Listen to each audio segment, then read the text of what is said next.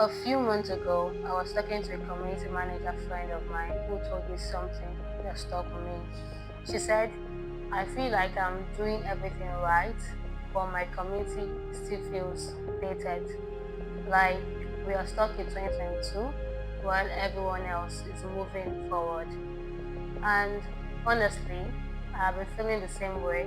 So I did what any obsessive community builder would do. I started researching, testing tools, talking to other community pros, and paying attention to what's actually working right now, not just what worked 2 years ago. So, in this video, I'm breaking down the 5 community engagement trends that are taking shape in 2025 and beyond, and more importantly, how to actually implement them without completely overwhelming yourself or your budget.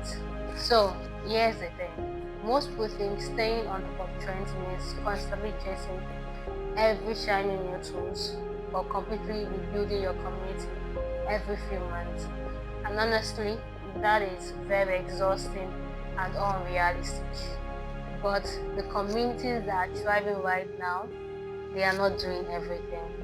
They are strategically adopting one or two key trends that align where their members are heading and ignoring the rest of the noise. My name is John Dupe, and I've been managing online communities for the past few years. Over the past 6 months, I have been experimenting with this trend in my own way, in communities, and also in my personal life, and watching also what other successful community managers are doing. Now, some of these trends, I would say to some extent, I was skeptical about it first, but after seeing the results and testing it both in engagement and in how much easier they made my job, I would say to some extent, I am fully bought in. So, here is what is going to happen. I'm going to walk you through 5 specific trends: AI assisted engagement, hybrid micro events, niche specific positioning, member led growth or content, and wellness integration. For each one, I will tell you what and why it matters, what it looks like in practice, and how to get started, even if you are working with limited time or budget. Now, before we dive into these trends, I need to tell you something important. When most people hear trends, they think it is about jumping on every new thing to stay relevant. But that is actually a fast track to burnout and a scattered community. So, here's what I've learned. Trends aren't about being trendy, they're about paying attention to where your members' expectations and behaviors are shifting and adopting before you get left behind. Think about it. 5 years ago, nobody expected AI in their community experience. 2 years ago, hybrid events were just a pandemic band-aid and not a strategy. Now, these are baseline experiences in many spaces, basically. Now, the communities that are struggling aren't the ones that fail to adapt to every trend.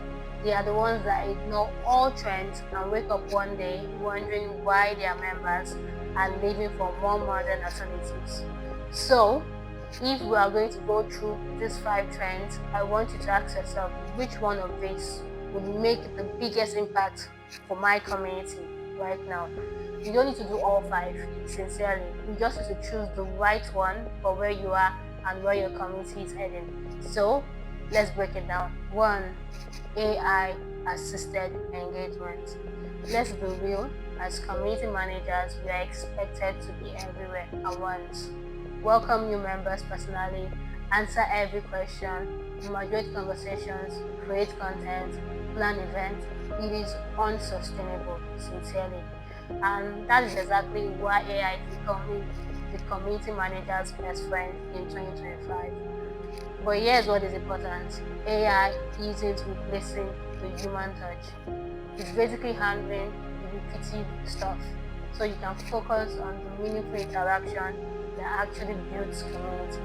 AI assisted engagement means using tools to automatically welcome new members with personalized message, suggest the relevant content or conversation based on members' interests, draft response to common questions that you can then personalize, identify members who might be disengaging before they disappear, and also generating discussion points based on trending topic or interesting topics in your community. Now, here is what it looks like in practice. Start small with automations, not full AI takeover. So I started by using AI to draft welcome messages for new members. The AI pulls their info from the intro and also creates a personalized welcome. And I edit it for myself to just add like my voice and my tone or the company's tone. What used to take us about probably 5 minutes now takes us probably a minute to 30 seconds. Use AI for pattern recognition. Some community platforms now have AI that flags when a previous active member goes quiet. This lets you reach out proactively before they fully disengage. It's just like having an AI assistant for retention basically. Also, you can let AI handle the knowledge base. Instead of answering the same question over and over again, AI can pull up from the existing content or database and suggest answers.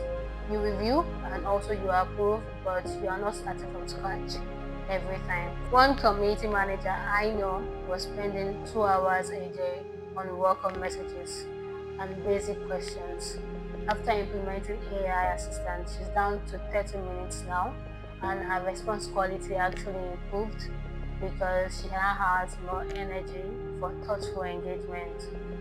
Getting started. You don't need expensive tools to be sincere. You can start with ChatGPT, Cloud, or Gemini to draft recurring messages for you. Use Zapier to automate welcome flows and test before you fully commit to it. The goal of all this isn't to remove the human element. It is to save your energy for the moments where being human actually matters. AI handle the routine, you handle the relationships. And speaking of human connection, that brings us to the next trend. Trend 2, hybrid micro events. Now, let's be sincere, big virtual conferences are dying, and we have all been Zoom fatigue since 2021. And purely in-person events exclude huge portions of our community.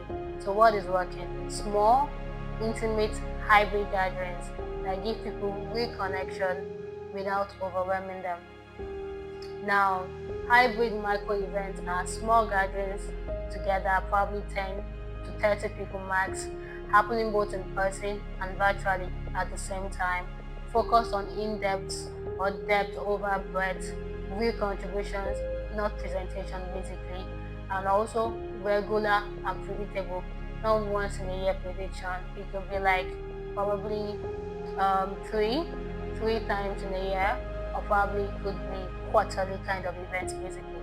Think of it less conference and more dinner party kind of vibes that your remote friends can also join. Here is how you can actually pull it off. Start with a simple format. Pick a casual topic, probably it could be accountability, and invite 5 to 10 local members to meet at a coffee shop or a co-working space, and have like 10 virtual to 20 attendees join by video call, keeping it conversational and not performative. Another thing you can do, you can use a host or a facilitator model.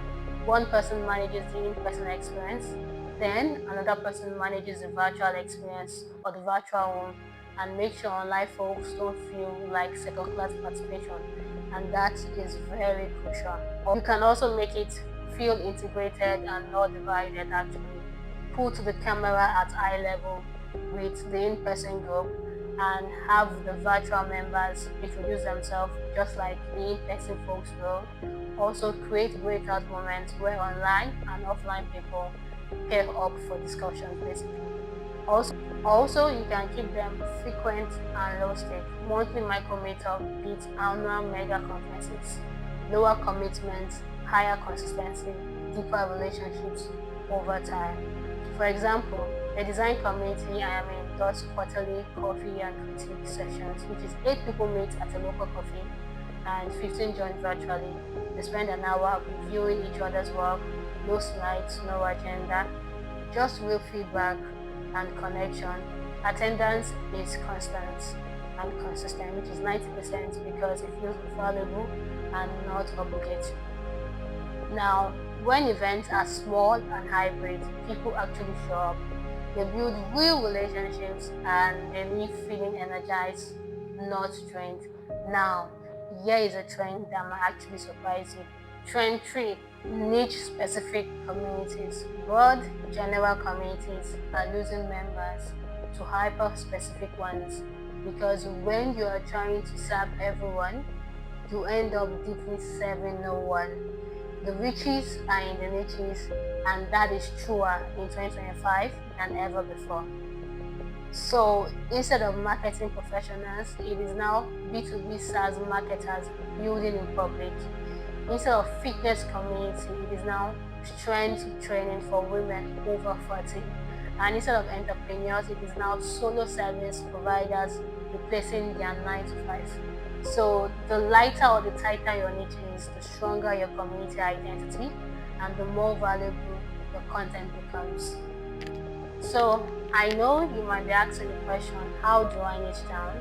So here is how to niche down, even if you're worried about limiting your audience. Number one, identify the subset that is most engaged.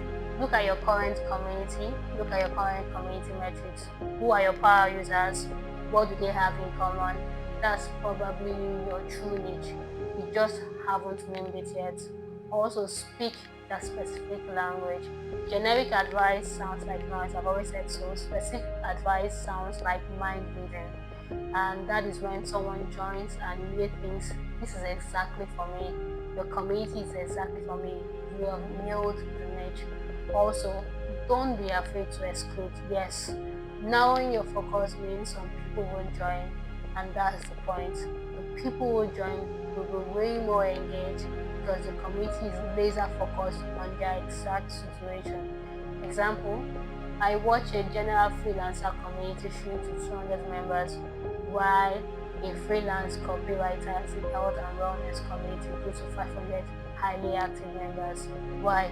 Because of the specific one, we could have conversation about what the industry was, the industry rate, the ID clients, red flags, and portfolio examples that actually mattered. The general one stayed surface level because going deep would eliminate half of the room basically. Now, how to get started? If you already have a broad community, you don't have to blow it up sincerely. Just create a subgroup or a sub-channel for specific niches within, test the engagement. If it thrives, consider making it the main focus. Now, niche communities have higher retention, stronger member relationship, and clearer value propositions. When someone says, why should I join? You have a crystal clear answer, which leads me to the perfect next trend. Trend 4, which is member-led content. Community members are tired of being audiences. They want to contribute, share their expertise, and feel ownership of your community. Plus, when you are the only person creating content, you are the bottleneck. Member-led content solves both problems. Member-led content means members hosting workshops or discussions, guest posting and spotlight meeting by members, members creating resources or templates shared within the group, and peer-to-peer teaching, not just top-down from you, the community manager, or from you, the creator of the community. And it helps you to shift from performer to creator and then to amplifier. Now, here is how to activate member-led content without feeling chaotic. You can create clear opportunities, not vague invitations. Don't just say anyone can share, be specific. Want to host a 30-minute session on your expertise? Fill the form. Structure reduces friction. Now, you can spotlight members regularly. Create a weekly or monthly member spotlight where someone shares a story, expertise, or project. This shows others what is possible and makes contributing feels like an honor, not a burden. 3, you can lower the barrier to entry. Not everyone wants to host a webinar. Some just want to drop a resource or answer questions in a thread. Create multiple ways to contribute at different effort levels. Another way, you can support and amplify. When a member leads something, promote it heavily, show up, thank them publicly, make them feel like a rock star. This encourages others to step up. For example, a marketing community I am in has Member Takeover Tuesday, where one member has a 30-minute AMA in their specialty. The host facilitates weekly engagement on those days, and it is 3 times higher than normal days, basically. And the community manager workload is dropped by almost 40% basically, because she's not creating all the content. Now, to get started, reach out to 2 to 3 of your most engaged members and personally invite them to lead something small. Make it easy, provide templates or guidelines, celebrate them when they do it. When members lead content, they become deeply invested. They are no longer just consumers, they are co-creators, and co-creators don't lead. Now, the final trend is the one previously called Trend 5, Wellness Integrated Communities. Now, burnout is at an all-time high. People are realizing that probably the horticultural communities are not for them, and they are gravitating towards spaces that actually care about their well-being. Communities that integrated wellness aren't just nice to have, they are becoming essential for retention. Now, wellness integration means one, regular mental health check-ins, not just as your business. Also, it means built-in breaks and boundaries, not expected to be on always. Also, it is event focused on balance, not just productivity, and the language and culture in the community normalizes rest and self-care. It is about building communities where people can be human and not just productive machines. Now, here is how it looks like in practice. Normalize non-work conversations. Create a channel or thread for hobbies, rest, struggles. When the community founders share about taking a mental break or a mental health day, and it gives everyone permission to actually do the same. Also, you can build in wellness events, monthly meditation sessions, accountability-free rest week, or casual hangouts with low agenda. These aren't those distractions from communities, they are in the community. Set boundaries publicly. If your community has quiet hours or no weekend things, say so explicitly. Model the behavior you want to see. Now, for example, a founder community I'm part of introduced the No Pressure Friday, and it involves no networking, no pitching, just casual hangouts. Members can drop in a chat or just walk alongside each other in silence. It became the most attended weekly event because people felt that they could just exist without performing basically. Now, how do you get started? Add one wellness focused event or conversation starter this month. See how people respond. You don't need to overhaul everything. Just show that you care about your members as whole humans. Now, when people feel seen and supported as humans, not just as members or customers, basically, they stick around. They refer friends, they become your biggest advocates, and wellness isn't soft, it is being strategic. Now, I know you've been thinking, this is a lot, Joy. How do I actually implement any of these without completely overwhelming myself or asking or adding more hours to my work week? Just start small, look at all the trends I've listed, and choose the most important right now for your community.